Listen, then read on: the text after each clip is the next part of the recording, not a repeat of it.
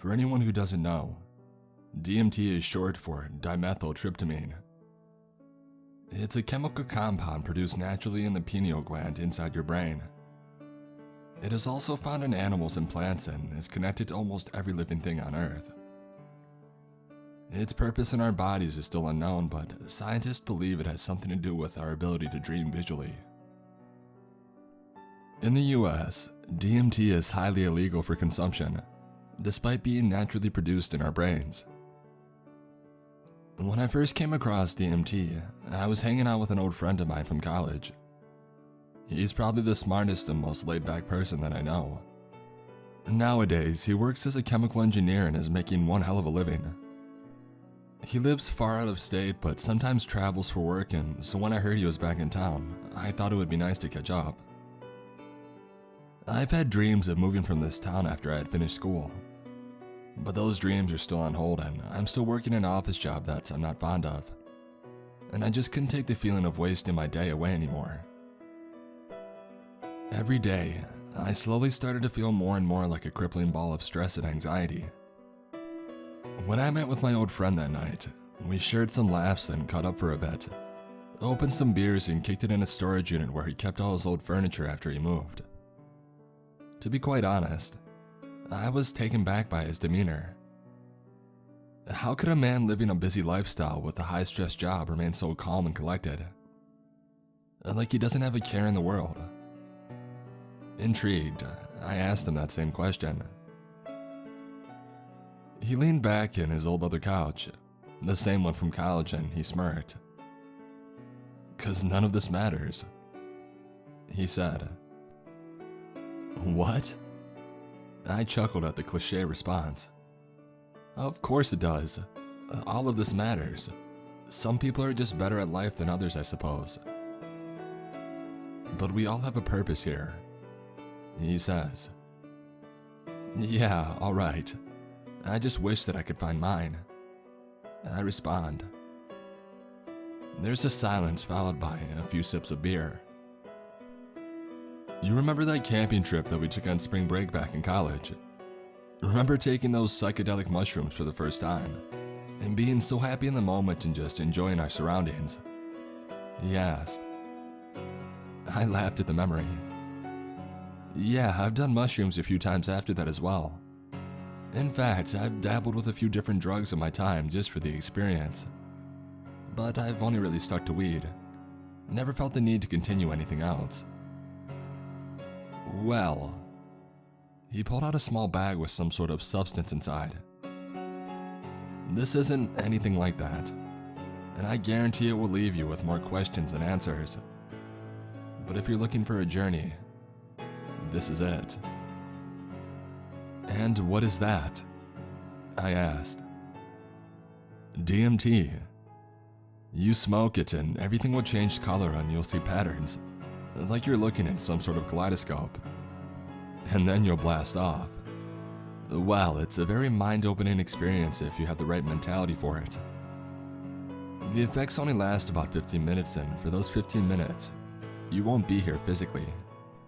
And I must warn you that it is intense, but I know you and I think this might help you see a different perspective." I was hesitant as I'd never heard of this drug before. I asked more questions, to which he informed me about all the science of it, or as much as he could. I decided to give it a try. He packed the DMT into a pipe. "It's recommended to take 3 hits to fully blast off," he says. "I'll hold the pipe for you to make sure." I take a hit and then another.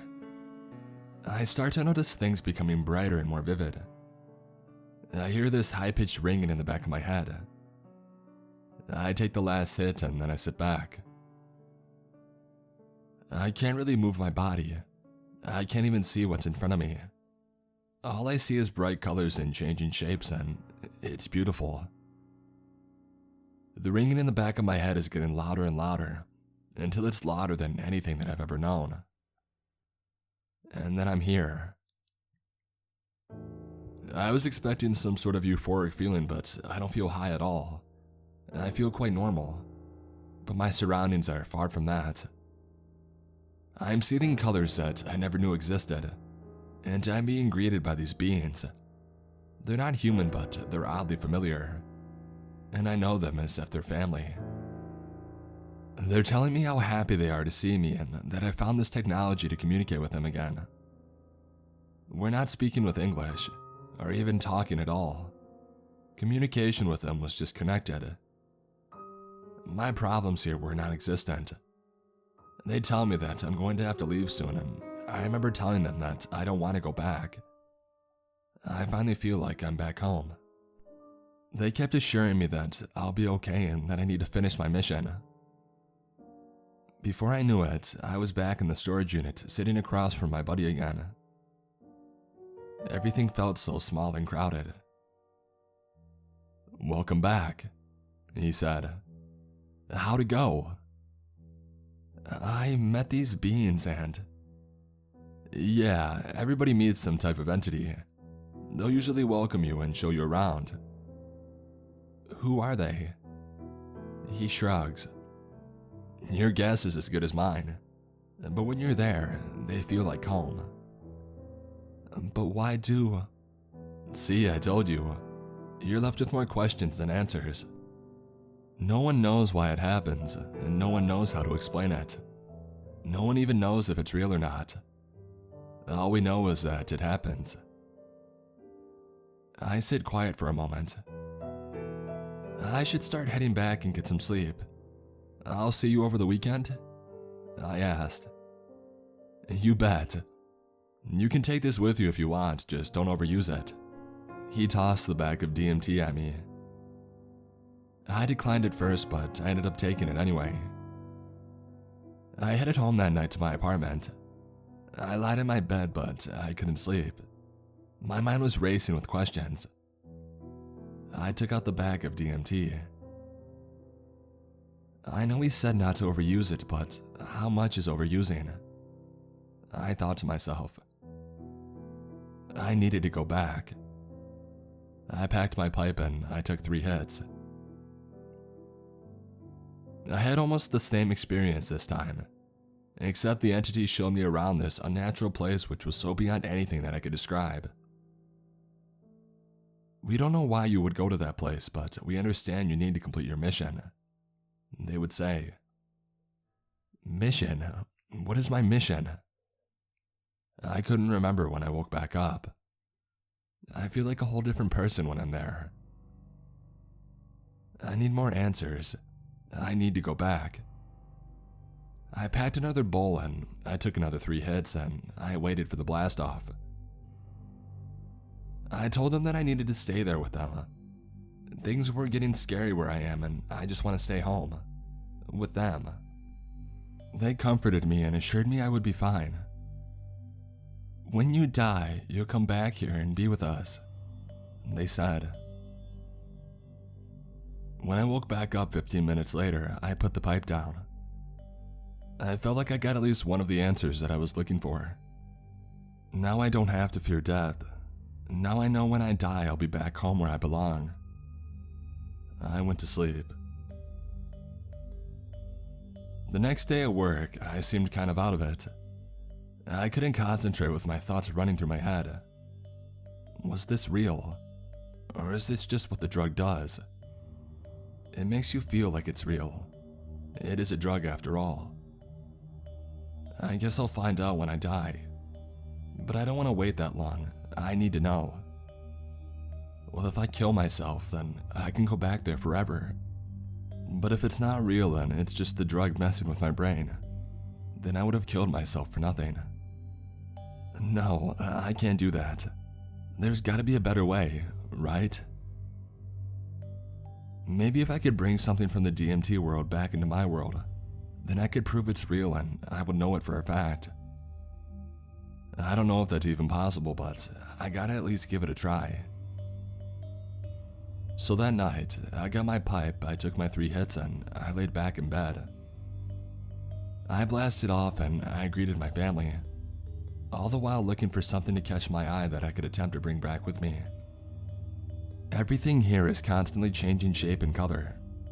so I fixed my attention on a particular smaller object, and when I knew I was going to wake back up, I grabbed it. My hand got burning hot, but I wouldn't let go. Everything around me was blurry, and I was coming back into reality a lot slower this time than every other time. I felt a dark force pushing on me. Something did not want me to take this object, but still, I held on. My vision turned into a bright, pale yellow light as I was fighting to keep a grip on the object.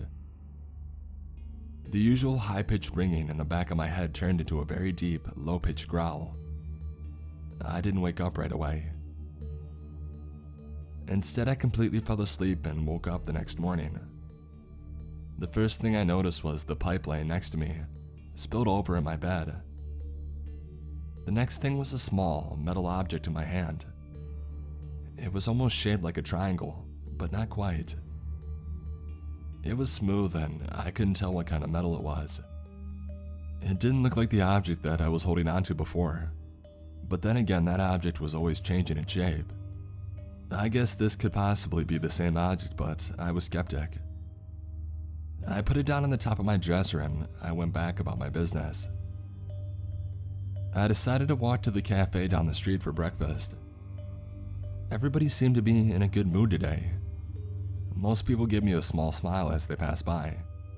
Some guy on a bike zooms past me as if in a hurry. And when I got inside of the cafe, a girl in a pink dress drops her coffee. "I can buy you another if you'd like," I offered.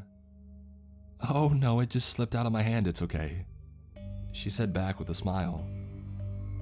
So I just walked inside and I ordered my usual coffee and then I left. As soon as I step out of the door, the girl in the pink dress drops another coffee, seemingly in the same spot. "That's twice now. You sure you don't want me to get you another one?" I asked. "Oh no, it just slipped out of my hand, it's okay," she said back with a smile. I continued walking. That was weird. As I'm drinking my coffee, the same guy on the bike zooms past me again, still in a hurry. I wonder where he's going now. As I look back around, I notice people are walking past, smiling at me. Except this time with much wider smiles and deeper stares. Wait, these are all the same faces that walked past me before. Every single one of them. What's going on? I speed up my walking. At this point, every person I pass has a wide-eyed, painful-looking smile on their face looking directly at me. When I walked past, they stopped walking and they turned to look towards me. I rushed back to the safety of my home. I walk inside trying to rationalize what just happened, and I turn on the TV for background noise as I start to pick up my apartment. The channel was set to the news on a story about the Congress. My phone rings and I answer it. I don't hear anything on the other side except for static, so I hang up. I then hear the news anchor from the TV say, "Oh, what have you done?